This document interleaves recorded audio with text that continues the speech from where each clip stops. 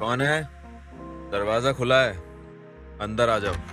अधीरा ने जैसे ही दरवाजे की तरफ देखा, उसके सामने उसकी हवेली की नौकरानी मिली थी। ऊंचा लंबा कद, चमकीली और बड़ी बड़ी आंखें, गुलाबी पतले होठ, लंबी गर्दन, उभार लिया हुआ सीना और लंबे काले बाल। मतलब मिली इतनी खूबसूरत थी कि जिस पर किसी का भी दिल आसानी से आ जाता। अधीरा उसके साथ सोने को बेचैन था। इस दौरान उसकी नजर मिली की क्लीवेज पर थी। अरे मिली तुम, आओ आओ। वो कुंवर सा, मुझे रूपा भाभी सा ने कहा था कि मैं आपकी मालिश कर दूं। उन्होंने बताया आपको पीठ दर्द की शिकायत है। हाँ हाँ, मैंने उसे बोला था, तुम्हारी तारीफ सुनी थी मैंने। बोल रही थी तुम मालिश बहुत अच्छा करती हो। वो क्या है ना, कल मैं घोड़े से गिर गया था, तब से ही मेरी ये पीठ अकड़ी हुई है।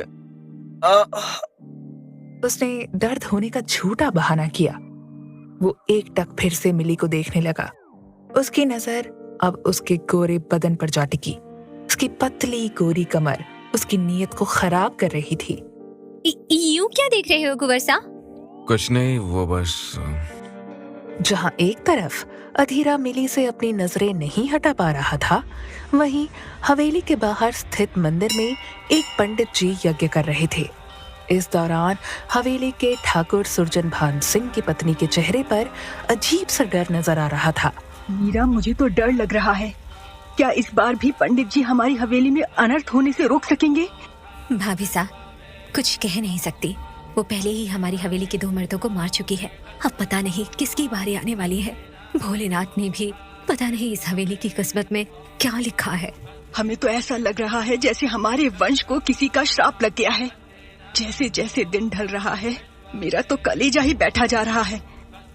आप ज्यादा फिक्र ना करो भाभी सा, पंडित जी जरूर उसका कोई ना कोई तोड़ निकाल ही लेंगे। हमें उन पर भरोसा रखना होगा।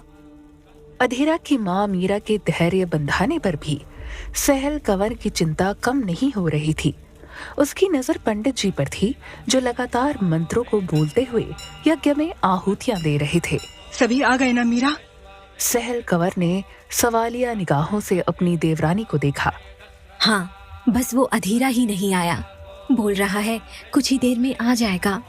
ये अधीरा भी ना कभी हवेली के नियम कायदे के हिसाब से नहीं चलता। अब क्या करे भाभी सा, खैर आ जाएगा, आप फिक्र ना करो। वे सब अधीरा का इंतजार कर रहे थे। वहीं हवेली की तीसरी मंजिल पर स्थित अपने कमरे में बैठे अधीरा की निगाहें मिली को तक रही थी। अच्छा कुंवर सा, आप जल्दी से लेटो, मैं मालिश कर देती हूँ। ठीक है। उसने कहा और टी शर्ट निकालकर बिस्तर पर लेट गया। मिली उसकी तरफ गर्म तेल लेकर बढ़ ही रही थी। मिली, कमरे का दरवाजा बंद कर दो। पर क्यों कुंवर सा? वो मुझे थोड़ा अजीब लग रहा है ना, सो तुम कर दो। ठीक है। मिली को इस बात की जरा सी भी भनक नहीं थी कि अधीरा के दिमाग में क्या चल रहा है। वो दरवाजा बंद करने के लिए बढ़ी तो वो उसे पीछे से देखने लगा। उसकी चाल में गजब की लचक थी। इस दौरान मिली ने ज्यादा देर न करते हुए दरवाजे को बंद कर दिया और उसके पास आ गई। अधीरा सीने के बल बिस्तर पर लेटा हुआ था, लेकिन उसका मन मिली को देखने का कर रहा था। मिली ने जैसे ही तेल को हाथ में लिया, वो बगल बदल कर सीधा लेट गया। क्या हुआ कुंवर सा, आप सीधे क्यों हो गए? वो क्या है ना, तुम पहले मेरे हाथ की मालिश कर दो। मैं इस हाथ के बल गिरा था तो ये भी दर्द कर रहा है। ठीक है, लाइए अपना हाथ दीजिए। अधीरा ने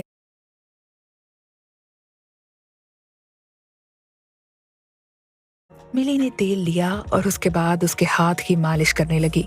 इस दौरान मिली की नजर उसके बालों से भरे सीने पर पड़ी। उसका सीना बेहद चौड़ा और मजबूत था। वो जिम करता था, इस वजह से वो काफी आकर्षक लगता था। मिली ने पहली बार किसी मर्द को इस तरह से देखा था। तो वहीं दूसरी तरफ अधीरा उसके पतले कोमल होठों को देख रहा था। उससे अब रहा नहीं जा रहा था। वो बिना देर किए मिली को बाहों में भरकर उसके होठों को चूम लेना चाहता था। तुम कितनी खूबसूरत हो मिली। अधीरा उसके सीने को घूर कर देखने लगा। अच्छा, मैं आपको इतनी अच्छी लगी? एक बार फिर मिली की नजर अधीर के सीने पर पड़ी। तुम सच में बहुत सुंदर हो, इतनी कि पूछो ही मत।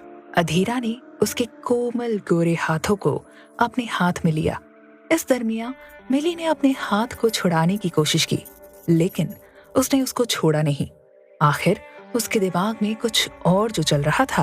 ओम नमः शिवाय, हे भोलेनाथ रक्षा करना। इधर पंडित जी ने मंत्र बोलकर करीब 20 रुद्राक्ष की मालाओं को यज्ञ की ज्वाला के अंदर से निकाला और उसके बाद हवेली के लोगों की तरफ बढ़े। आप सब बारी बारी से मेरी तरफ आ जाओ ताकि मैं सबको ये अभिमंत्रित माला पहना सकूं। आओ, सभी आओ। बड़े ठाकुर दुर्जन सिंह यानी ठाकुर सूरजभान सिंह के पिता ने सबसे कहा, जिसके बाद सब एक एक करके पंडित जी की तरफ जाने लगे। पंडित जी ने बारी बारी से सबको माला पहना दी। कुछ देर बाद उन्हें आभास हुआ कि हवेली के सभी लोगों ने माला नहीं पहनी है। सहल बेटी, मुझे ऐसा क्यों लग रहा है कि हवेली में कुछ लोग अब भी माला पहनने से बाकी रह गए हैं?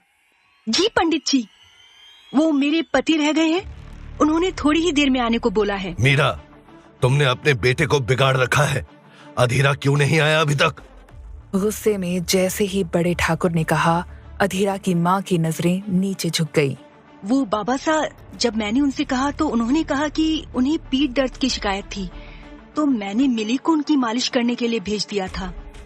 क्या कहा तुमने बेटा? मिली? अचानक से पंडित जी के चेहरे पर डर ने जगह ले ली थी। अरे बोलो तो सही कुछ। मिली उसके कमरे में गई है क्या? हाँ पंडित जी, वो उनकी मालिश करने गई है। हे भोलेनाथ, कहीं कल की तो।